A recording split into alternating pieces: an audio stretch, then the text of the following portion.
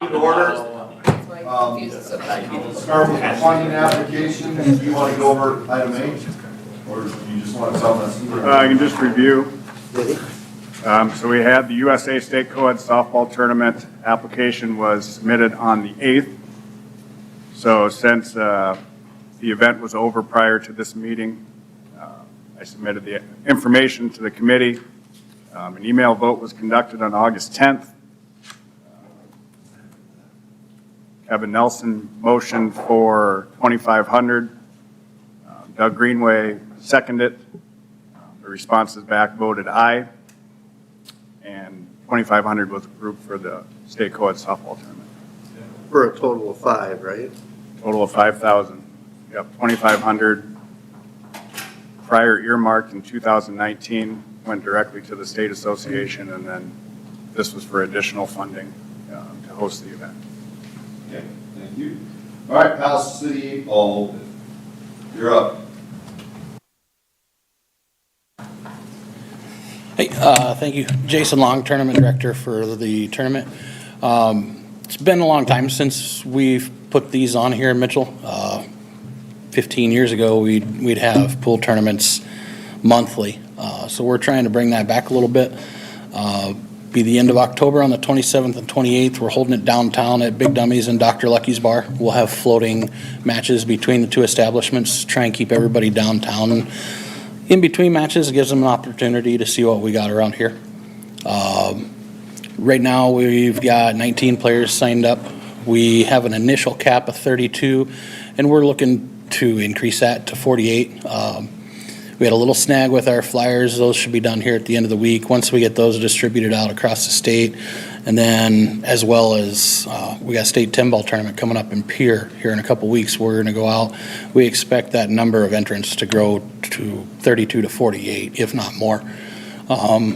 With those participants, I would say 60 to 70% at least out of town. Right now, we've got 19 signed up from Sioux Falls, Sioux City, Western Iowa, Aberdeen, Huron, Yankton. We're looking at some players that are coming in from Pierre and out in the Black Hills as well. The way we've structured our event is no one will be eliminated that first night, that Friday night, which is going to require people to get motel rooms and stay. If we increase to that 48-player field, most likely might end up finishing on Sunday, which would bring them in a second night. Just kind of have to see how it goes.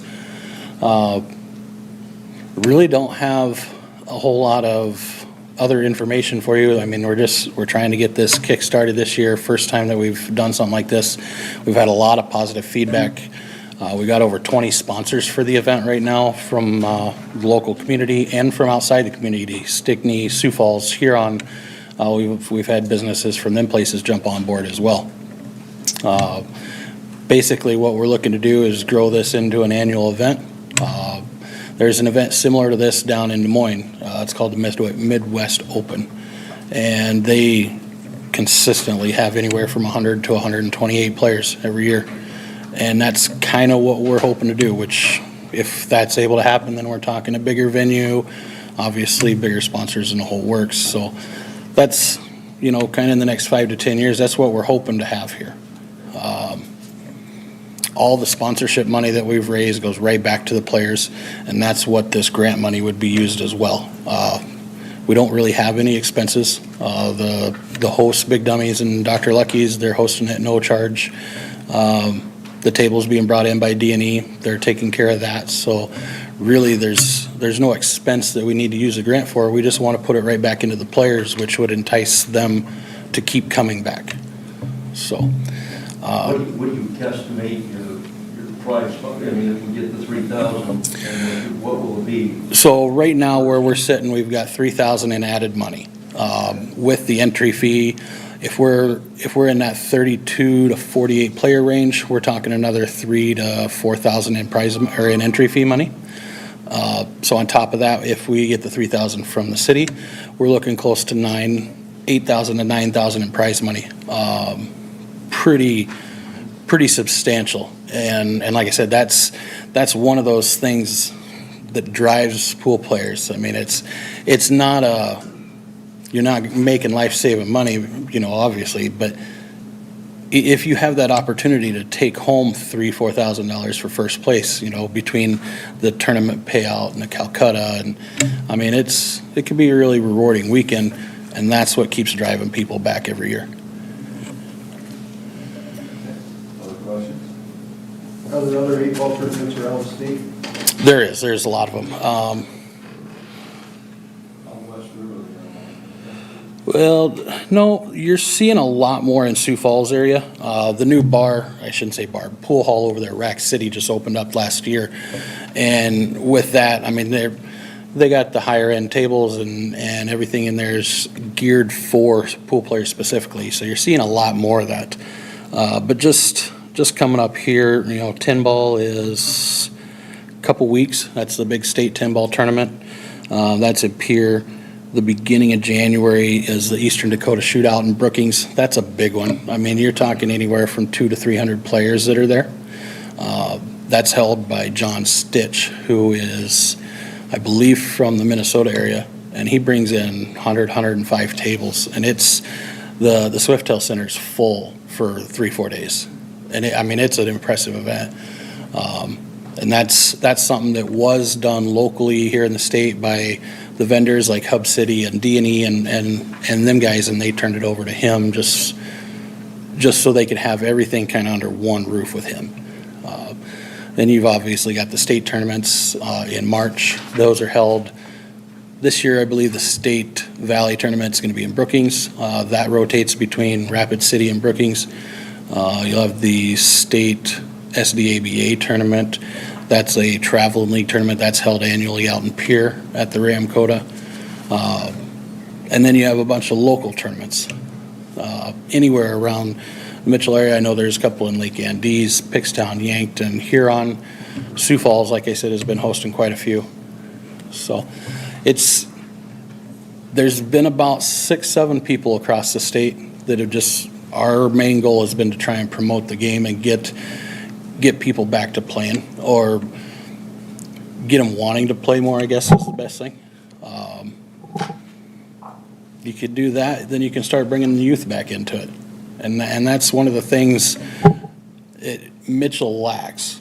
There's not any youth players in this town. The youngest player I know is Hannah Hone, and she's graduated college already. But 6-7 years ago, she played on our team as a 16-year-old. Phenomenal. And then she stopped playing just because she was the only one. You get a lot more kids, Sioux Falls area, Rapid City, or Huron. Ray Glanzer up in Huron, he's been working with a dozen kids up there. And they take him down to Sioux City for a big juniors tournament. And that's one of the things that we hopefully can work towards, is getting the youth interested in the game again. But we have to grow it first. And if we can't grow it, then we don't have anybody there to help the kids. Quick question, what kind of facility does it take to host the state tournament? You said Brookings and Rapid. Is It takes, huge venues? yeah, I mean, it takes, so when we're in Rapid City, we're at I think it's the Monument now. It used to be the Civic Center. That big event center that's straight across from the arena, that place is full, packed tables from every wall.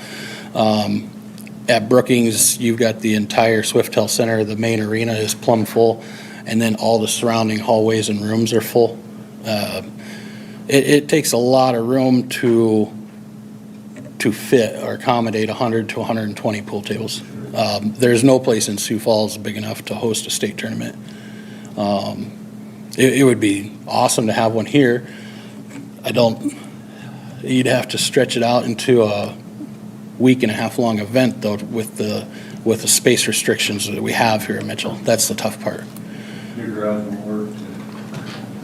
Your garage won't work. I mean, it would be a great idea.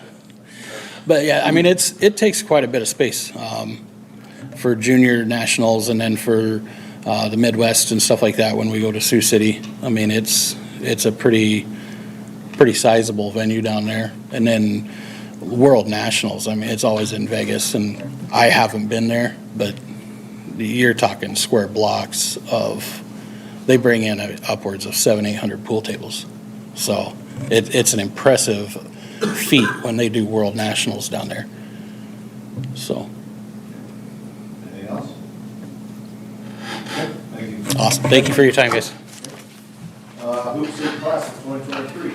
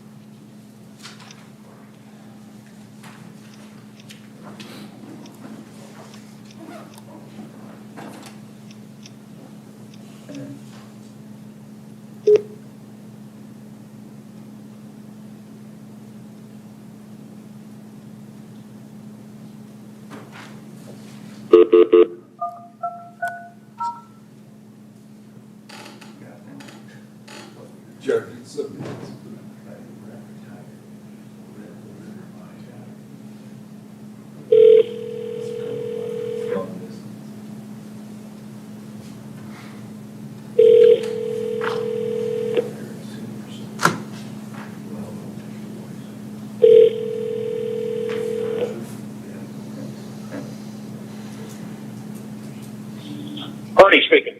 Ernie, hey, Aaron Heeb. What's up, Beaver? How you doing, buddy? Hey, good. We got the Sports and Events Authority Committee here. You just want to go ahead and share some information about what the Hoop City Classic will look like this year now that we got the 3 days, what you would utilize the grant funds towards, the impact it would have for hotel room stays and the Mitchell community. Yeah, for sure. We're excited to obviously bring the entire event, the kids tournament and the high school tournament back. We're looking at 3 days, 3 full days, 27 games at the Corn Palace, and then we'll also be adding JV games into the Armory. Some of the teams that are traveling are going to bring their JV games. We're looking at high school teams from Minnesota, Tennessee, Wyoming, obviously South Dakota and Wisconsin will be traveling in. Little kids, we're looking at Friday, Saturday. We're probably going to have, I'm guessing here, just, with our hoops and Sioux Falls, we'll have anywhere from, 50 teams to 100 and some teams, just depending on how many teams decide they're going to travel to South Dakota. But I do know we've already got 10 teams registered from Rapid City in the younger kids department. So, hotel-wise, I think we'll be looking at over at least over 500 rooms, I would say, for sure, just based off of, just say 50 little kids teams or 25 little kids teams at 10 rooms, you're looking at 250 to 500 there. And then the high school and JV teams that are coming in, you're looking at 10 to 15 rooms a team there, and you're looking at probably 15 to 20 teams there. So, yeah, we're excited to be back in Mitchell, and thank you guys for considering the sponsorship. The funds would be used for referees, gym rental at the Corn Palace, travel, marketing, advertising, things like that. Any dollar amount you guys decide to give, we're grateful for, and we plan to make this thing a staple in Mitchell moving forward like it was in the beginning days. So, any questions? Hey, Ernie, talk about that youth tournament a little bit more since we've never had it. You mentioned you got teams from Rapid. How does that work in Sioux Falls? I mean, do you get do we get like Aberdeen, Watertown, Pierre, teams that would stay, or are they pretty much local? In Sioux Falls, we had a ton of teams. It was a mix. There were some that drove in, some that would stay. A lot of teams come with their high school teams. It's just a mix. There's even some little kid teams came in from Minnesota and stayed. I mean, I would assume at an absolute minimum, 25 teams would be staying. At a maximum, we're probably looking at 75 teams staying in Mitchell. I just don't know how the transition is going to play out. But we've got a good jump on it and a good start and good feedback on the little kids, and we're hosting that at DW. That'll be at DW, and then if it grows, we'll hopefully be able to get into Mitchell High School or some of the middle schools gyms if it, for some reason, is too big for the DW 6 courts over there. You give them some kind of incentive to like come to the games on Friday night? Do they get an admission or anything? Yes, we give them free admission, so they spend concessions at the Corn Palace.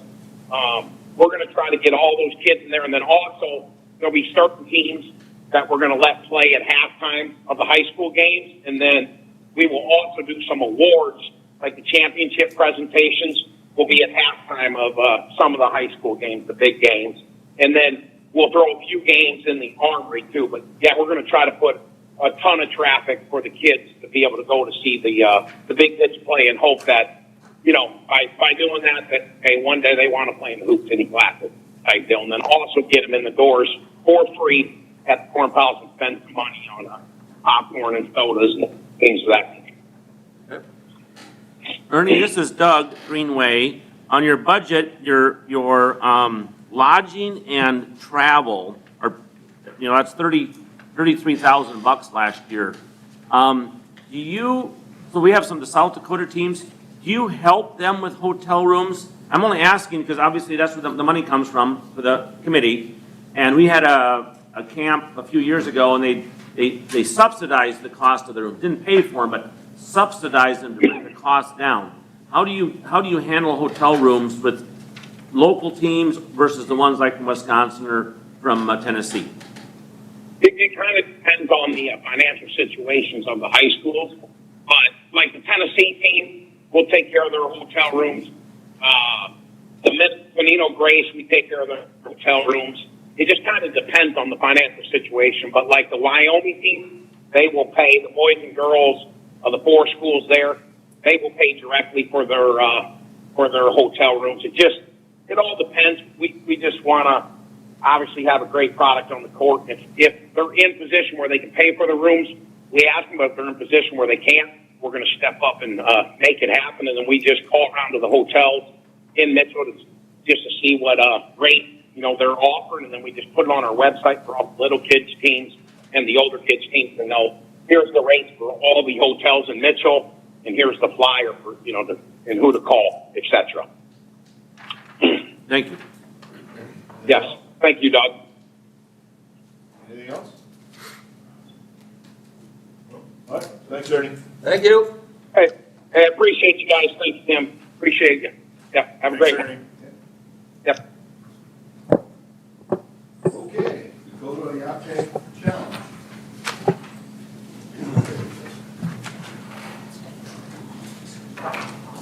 You drew the short straw, huh? Yes, sir.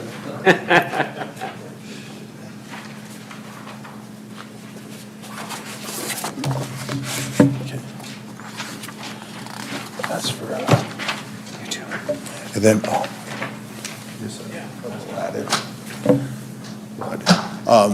so I went and I redid the numbers, what I'm handing out.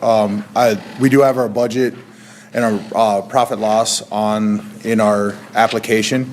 But what I did here is I took the 8 teams. So we have Marty FIS, Omaha Nation out of Nebraska, Laura Brule, Teospadoppa, Takini, Wakpala, and Crazy Horse.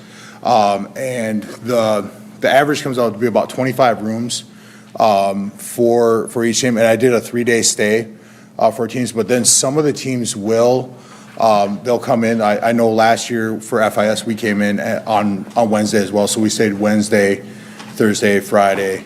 And then, but we did go home on Saturday. So there's some teams that may have a 3-night stay, 4-night stay. So I just put an average of 3 nights in there. And so as you can see, I just did an average of about $200 for student rooms. For some of our schools in this tournament, they're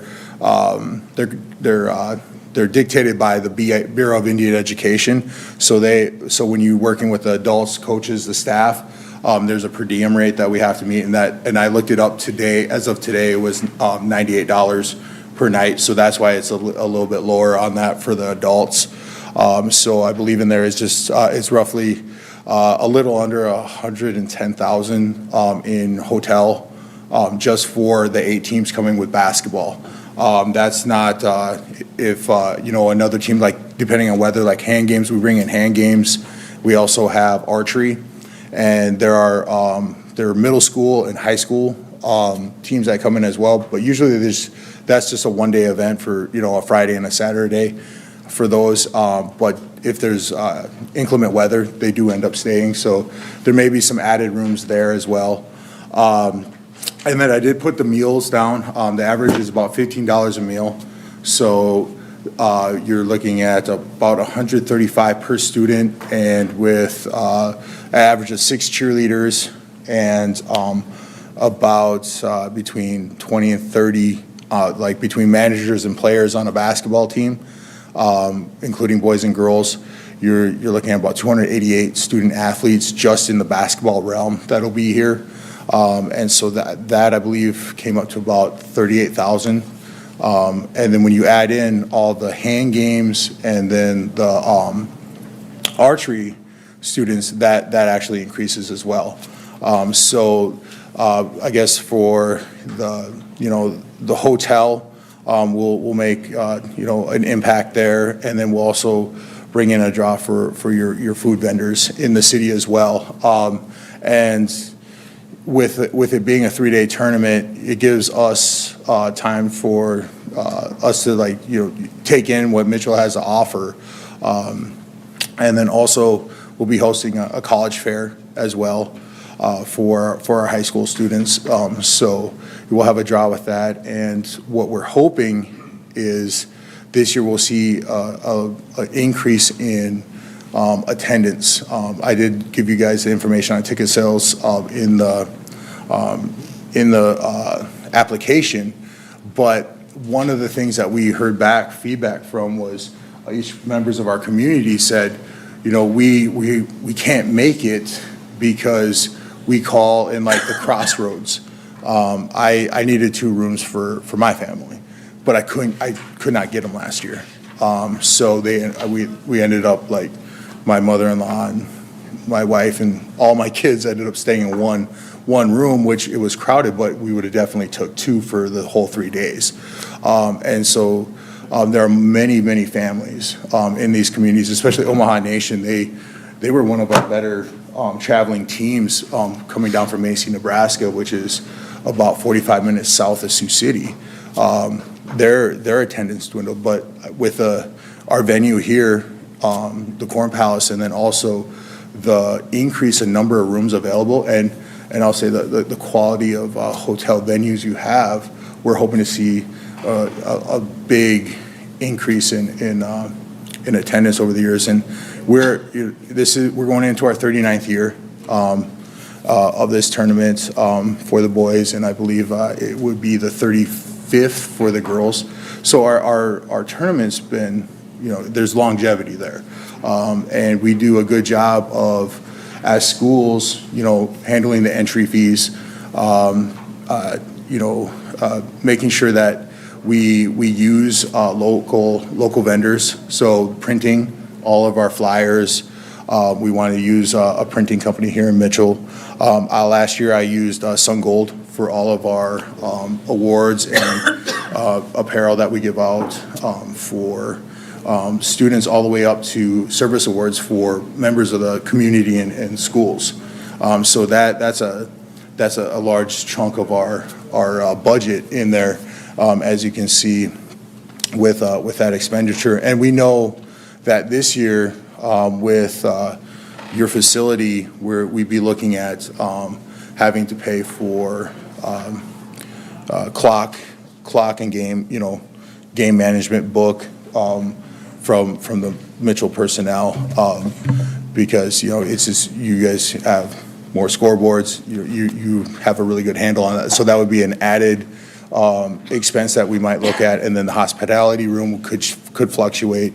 And the biggest expense that we will undertake this year will be the officials. So last year, over the previous years, we were able to get hotels comped in Huron, but we understand as a board that we'll take on that responsibility, and that's the request for $15,000 will help offset that. At 11 officials, roughly 200. That's about 8,800, I think, is the number I have on there. So we're looking at, almost a $9,000 added increase to our expenses. But we're really excited to make this move to Mitchell. It was a unanimous decision for us to make this move. We look forward to being able to bring our student athletes here and have them see what Mitchell has to offer.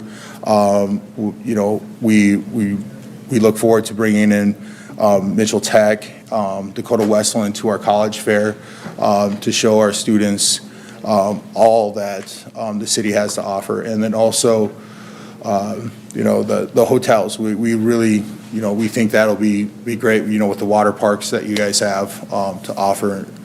Families will want to come back and, make a weekend of it here in Mitchell in the future. So I guess if that's it, if there are any other questions. Anyone else got questions? Give them just a minute. Okay. I'm sorry, I rambled really quick. I apologize. On your ticket sales, you've got a total of 2,760. Is that actual tickets sold, or is that the money that you generated? It looks like $10 a ticket. $10, that would be the total dollar amount for student tickets. Or wait. Make that bigger. Yeah. So, okay, so up there, I broke it down to the passes. So we do sell a pass for adults for 25 and 16. Let's see, the daily adult, $10 ones, we sold 35 extra on day one of just a single day adult passes. Let's see, for our students on day one, we sold roughly 50 tickets there, almost 60. You just have one session, or do you have like two sessions? So we have one session a day. So first game will start generally at, I believe the first day is 9 o'clock? No, 9 o'clock. Saturday, we will start an hour earlier. We'll go 8, and then we go all the way through. Night one, we generally get wrapped up around about 11:30 because we do a free throw contest and a 3-point contest, which the finals are held Friday afternoon, just before semifinal games start. And then Friday evening, it's an extended night because we do a grand entry where we bring in the student athletes, and we have a drum group come in, and usually we have a keynote real quick, about a 10-minute address to the crowd and our student athletes. And so we really try to make this an event where our students are excited to really work hard to be able to go, to earn the privilege to be here and be part of it. So they keep up grades and, good behaviors. And then when they get here, they really, really enjoy it. They love to look at the vendors, as teens always do. They're always looking to find a way to spend their money as well. So I'm excited to see how they react this year, honestly. And so with ticket sales, I'm hoping that, as you can see, day 2 and day 3, with, excuse me, day 3 being, we have the 2 championship games. Usually the evening sessions, day 3, we start in the afternoon. We start to see influx roll in of, people that want to come in for the day.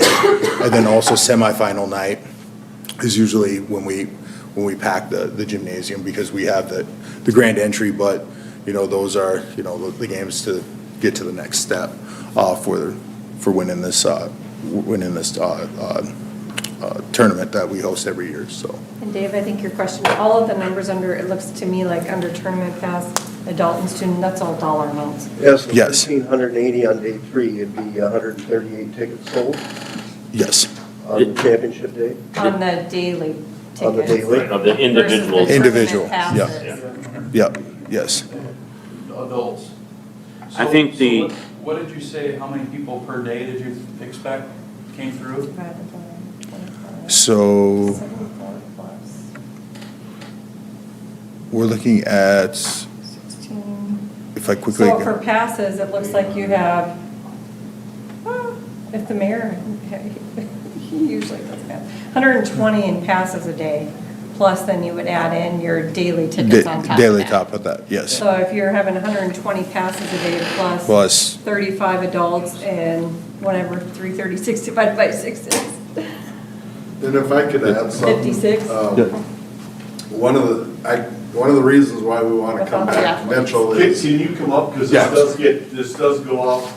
I'm sorry. Introduce yourself, Whatever. George, so they know who you are. Yeah. My name's George Erdahl. I'm at Marty Indian School, the athletic director. We wanted to come to Mitchell because, I had coached here at Mitchell Christian for years, so I knew the experience of playing in the Palace. And these kids don't have this opportunity to play in a facility like the Corn Palace. And we know the draw, or at least I know the draw locally, people want to see good basketball that in Huron they don't get a chance to go up and see possibly. Drawing on the interstate, a lot of people coming from, say, Sioux Falls possibly even to see these games, or Alexandria, Plankington, some of those schools. And by being here at a facility like the Corn Palace that our kids don't get a chance to play in, it just opens up the world to them. And it's a great experience for them. Again, I remember playing here, coaching here, and our kids always, that's all they could talk about is playing in the Palace. And my kids played here. And I think, if we can get a base under us this first year or two to kind of get this thing rolling in Mitchell, we're going to see an influx of people coming to, this event. And we've talked about as a board of possibly increasing the amount of teams playing in this in the future, if it works out. So, the Corn Palace is a place that like none other in South Dakota, in my opinion. I had a lot of fun here coaching, so, we want to bring our kids here, so. Okay. Sorry. No worries. Other questions? Anybody else want to speak? I will say, I think, is it 2 weeks, Aaron? The board's coming to kind of finalize plans. 27th and- of September. Yeah, so we'll have that's kind of when we start our work. Obviously, it's on the schedule and they've got their teams, but I think you're going to see this it's not like the D-Division Classic and the Hanson Classic where we can draw 1,200 and 1,500 people to watch games. It's about giving the kids an experience and being able to see colleges and what's available. If we can grow the adult participation, that's the goal. And that's what's, between rooms and just, having a unique venue to come to, I think our goal is to do it really well and see if we can get better attendance. But, when you walk in the gym, it's not going to look like the Hanson Classic, this year. You're going to have kids enjoying basketball, and there's going to be George told me some really good basketball and some really bad basketball at times. But they're all going to have a great time and have a good experience here, and that's our goal as a host too, that they remember playing here. And of course, the hand games, I'm kind of anxious to see what that looks like. We're going to be using the armory for all of those kinds of things, for the most part. Anything else from anybody? Thank you, John. Appreciate your time. Okay, we'll go on to approval of minutes, entertain a motion to approve the minutes. So moved. I would second that. Discussion? All in favor of the motion, signify by saying aye. Aye. Opposed, nay. Motion carried. Financial report. So September 1st, 2023, as of, total fund balance of $64,740.02. Can you make it a little bit bigger? I think I need new glasses. Everybody. No, you weren't the only one. Okay, so you take away the 4 committed Special Olympics checks that have not been written yet, that gives us a total current available fund balance of $20,740.02. We go to our total collections by month chart. I just want to point out, we have collected from all the hotels. None are past due. That's great. So this is through August. Collected in August for July would have been $26,833.50, which equates to 17,889 hotel rooms. Year-to-date, as of August, we're at $139,538.50 for the total $1.50 collections, which again equates to 93,026 hotel rooms sold up through August, or up through July, excuse me. And year-to-date comparisons to 2022, we're down 4.3%, which would be down 4,178 hotel rooms. Compared to 2021, we are down 0.5%, which is roughly 448 hotel rooms. Compared to 2020, we are up 34.1%, and both comparison to 2019 and 2018, down 0.1%.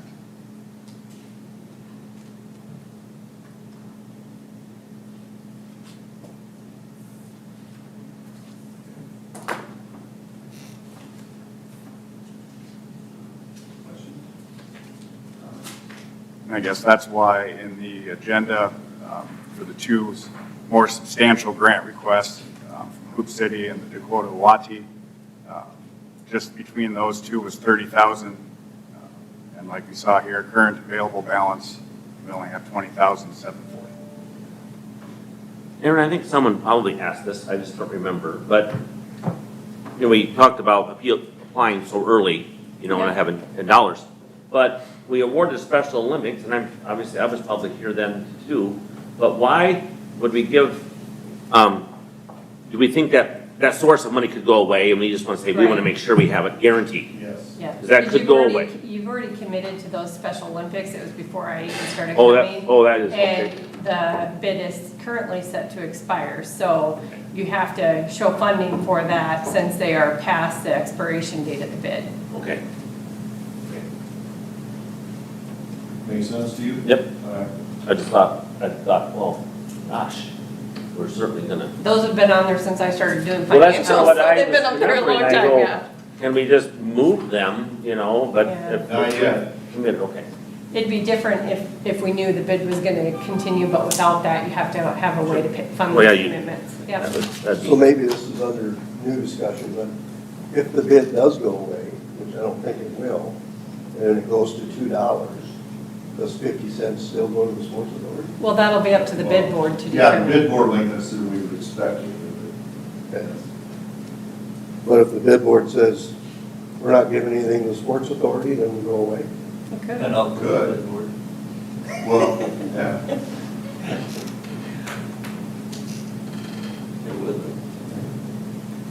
Okay, we need a motion to approve financials. So moved. Second. Motion by John, second by Kevin. Discussion? All those in favor of the motion, please say aye. Aye. Opposed, nay. Motion carried. Updates, evaluation forms, back to you. We have three evaluation forms and financials submitted here from past events. We have the South Dakota United States Bowling Congress Jamboree that was hosted June 9th and 10th. 70 hotel room nights sold. Next year's event is going to be hosted in Rapid City.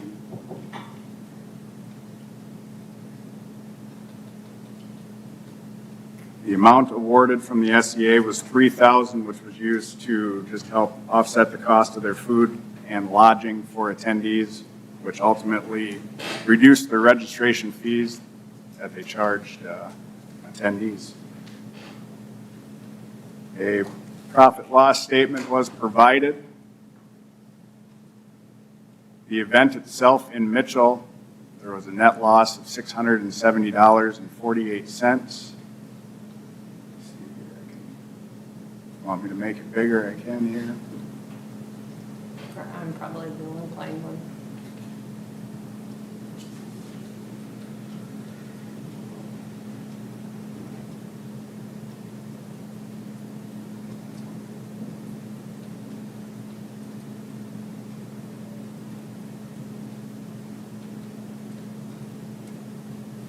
So as far as biggest expense for the event, Highland Conference Center catering, and then to get the, I guess, the guest bowler. Okay. First, I know what Chad gets, so that's probably a bargain. You aren't getting enough, I'll tell you that. The next evaluation form was submitted for the South Dakota Golf Association Two-Man Championship that was hosted June 9th, 10th, and 11th. 208 total participants or golfers, 55 total hotel motel room nights sold.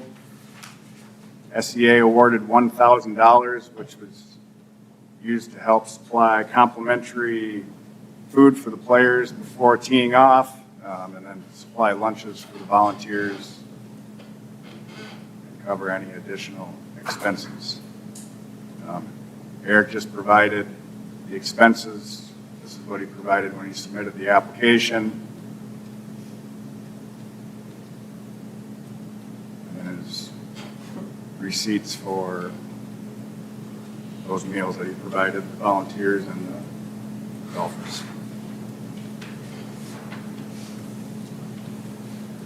Matt Triathlon, again hosted in June 10th.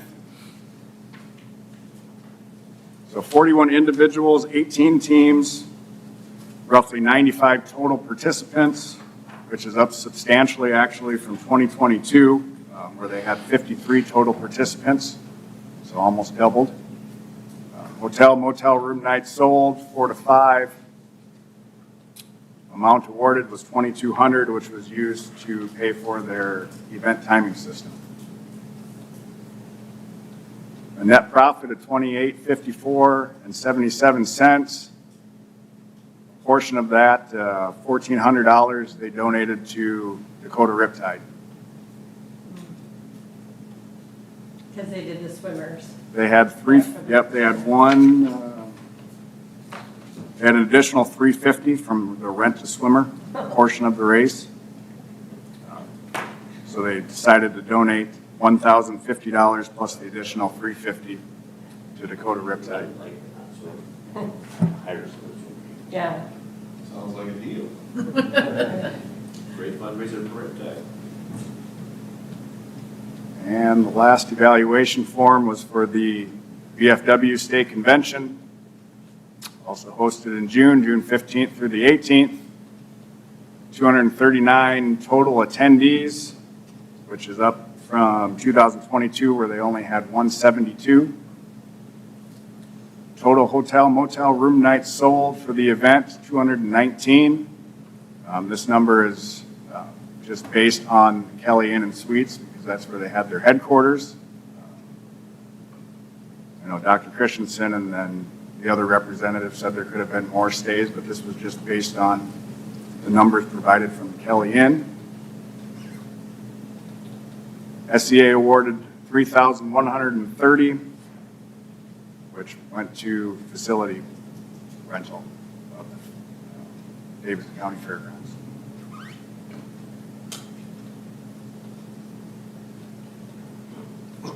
And unlike last year, they did not have a profit. This year, $5,167.12. Again, biggest expense looks like food. Did they have more people than last year? They did. Yep. Okay. About 60.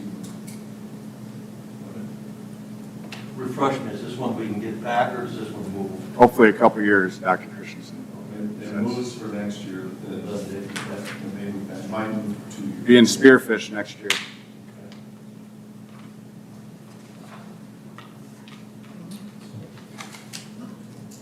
And we had a survey submitted from the MAC Triathlon as well. Scroll through this. So they're aware of funding. They apply for the triathlon each year. They also kind of included the Beers and Gears bike race as part of, I think it's kind of one committee that hosts these events. most difficult obstacle, get the events up and going with the appropriate funds. I know Cody and Courtney Denny are working to put together a fat bike race this winter. Is that for fat people or fat bikes? Fat tire, Just checking. fat tire bike race.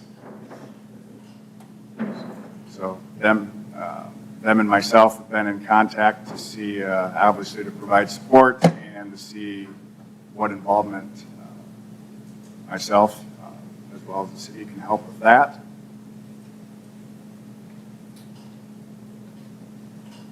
And where we can assist, come participate or volunteer, see what the funds are going towards. These events are very cool and fun to watch. Kind of a common theme for the running and biking events. Not many hotel room nights sold. Stay at campgrounds, they feel more comfortable there. But again, great events, brings a variety of different people to Mission.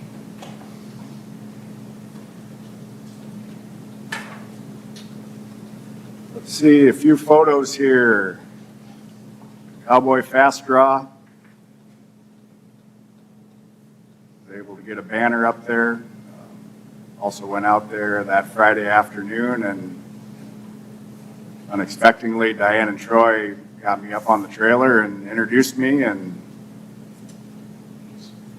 gave our thanks. And You didn't draw weapons. You didn't do any shooting? Yeah. we didn't do any shooting, but her and Troy did suggest that we pick a time for all of us to go out and experience it. It sounds like Troy has something set up on his residential or acreage to come try it out.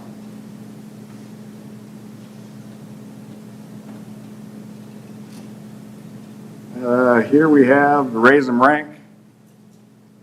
Just this last weekend here, was able to get a couple feather banners up. Is there good attendance for that? I actually have it. It was down from last year. To give you an idea, tickets Friday night was $472. No, I'll explain. $472 versus $494 through the ticketing system, and Saturday was $583 versus $793 last year. But that's not counting all their VIPs which were sold out on the stage, and then the tables on the floor. So roughly 1,000 on Friday night and 1,200 on Saturday night. But that was down. He ran up against a bull riding event in Weston Springs, which they scheduled after he had his. He says there's 200 people that would be here, but they're from up at Weston Springs, so they're working that one. And then one in Southwest Minnesota. But it was, I don't know if anybody went, it was a very good event. Again, it went well. Everybody just says, I can't believe more people don't come to this. It's a $15 ticket. So to give you an idea on bar sales, which they get a percentage of that, last year on Friday was $49.40, this year $51.85. On Saturday last year, $77.14. Most people drinking more, last year, but Saturday we really took a loss. It was $61.70, so we were $1,700 less this year. But he was more organized with his sponsorship. So overall, I think his balance sheet, when he hopefully does the report, we'll see that he actually did better because of the sponsorships and support from Mitchell. He was out hitting the streets. Yeah. And, the arena, we're set up for a banquet right now after 128 ton of dirt were on the floor.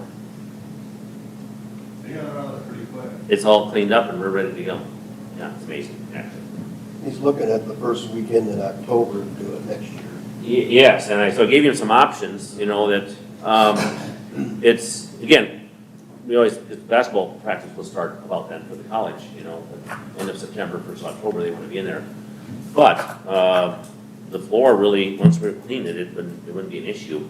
And it probably would be a better event for everybody. Everybody's got a state fair, festival here, we do the Labor Day stuff, school starting, it's just a lot. And then he competes against, his issue was getting these little guys qualified for the national tournament. He can go to a different organization, they still get a national bull riding event, and it's later. and he would get more college participants, and he just thinks it's a lot of upside to move it, which I think honestly would be better for us too.